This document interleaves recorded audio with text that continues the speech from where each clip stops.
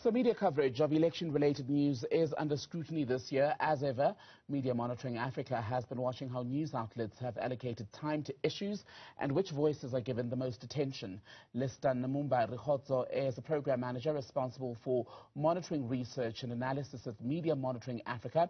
She joins us now from Zambia, Lusaka, to talk about some of your observations so far. Lister, a very good evening. Thank you for being on News at Prime. So I was quite struck that the last peak in political news or election-related coverage in South African media had to do with the arrest of the MEC in Mpumalanga on murder charges, and I wondered if that can even be classified as election coverage.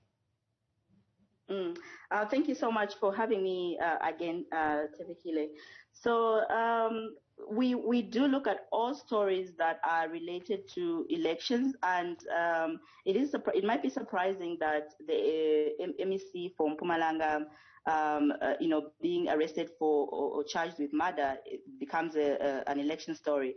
But then, because he's an MEC, we look at everybody who's a candidate or who's involved in government, who holds a government position, or just anybody who's affiliated to political parties.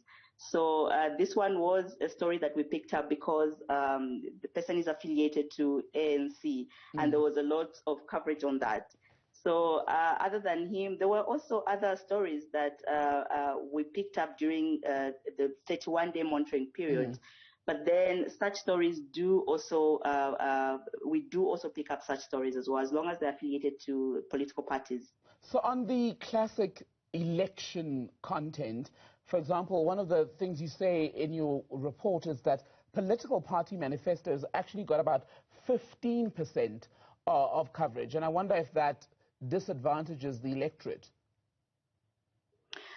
It does, because when you look at the topic political party manifesto getting 15%, on the surface, it's okay that the media is covering that.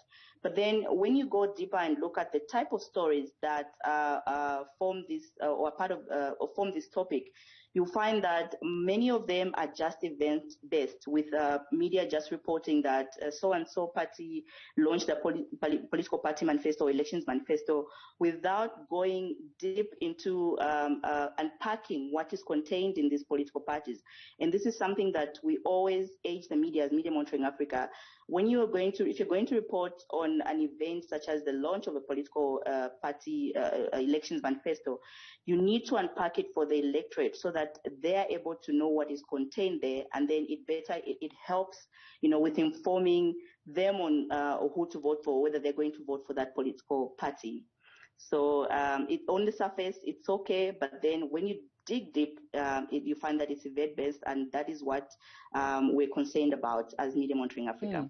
I was quite struck and perhaps even surprised that service delivery got even less coverage, about 5% or less. Surprised I was, because it feels, when you watch television at least, as though we talk about service delivery a lot.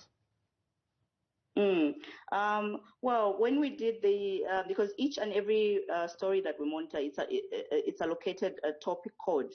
And from our topic code list, you find that service delivery only received a coverage share of 5%, with the majority, like we said, going to political party manifestos or political party campaigning, which is what is happening a lot now, during this period. As can be, it's understandable that can be so. We also have a lot of stories on political party politics. But then we are also concerned that a topic such as service delivery is not that much featured in coverage of the local government elections, especially that these are local government elections. The electorate need to be to see their issues reflected in this coverage, and also not just on the media agenda, but also on the political agenda. And sadly, such stories are not featuring as much as they should. Because in an ideal situation, we should have service delivery and also other issues like gender-based violence and crime, health in the time of COVID-19, commanding a coverage share, of 10%, more than 10%, or even 20%. But sadly, they are all getting a coverage share of 5%. In the case of service delivery, and then the other issues that I mentioned, getting a coverage share of less than 1%. So we don't know why that is so, but then that is what we're picking up. And we keep on urging the media, do report on topics or issues that are affecting the electorate and also get their voice. I suppose events-based journalism is to a degree easier to do, but I want to speak about the political parties themselves, because often during election season, one broadcaster or the other gets into trouble where the political parties say, no, your channel favors party X, and therefore you give them more coverage. Do you get the sense that South African media houses have become better at equitable election coverage among the parties? Sadly, not at all. So there's no equitable coverage or equitable representation of political parties. We're still having, and we've noticed this in all our elections monitoring, we still have the top 5, and in this case, the top 6 commanding a huge coverage share. You'll remember that there are 325 political parties contesting this year's local government elections. But sadly, our monitoring has revealed that the top 6, that's the ANC, the EFF, the DA, not in that order, Action SA, Good Party, and IFP, the 6 of them are commanding a coverage share of 90%.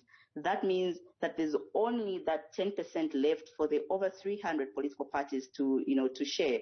And if we're going to talk about equitable representation of the political parties, that unfortunately is not the case with these findings.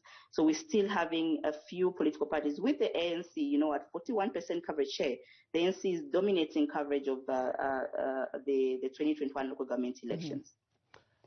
Lister Namumba-Rikhotso, Program Manager at Media Monitoring Africa, speaking to us about election coverage trends in South Africa. Lister, very good evening to you. Thank you for your time again. Thank you so much for having me. It's always a pleasure being here.